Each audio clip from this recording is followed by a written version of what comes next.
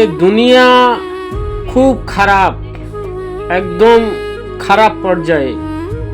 মানুষ নিজে ভুল করবে, করে সেই ভুলটাকে ঢাকা দেওয়ার জন্য অন্যজনের দোষারোপ করবে। তার মানে মানুষ কতটা জঘন্য, বুঝতে পারছেন? প্রত্যেকটা বিষয়ে আমরা যদি দেখি, আমাদের চোখের সামনে হাজারো এইভাবে ঘটছে। নিজে ভুল করে অন্যজনের ওপরে সেই দোষটা চাপানোর জন্য রেডি, নিজে বাঁচার জন্য।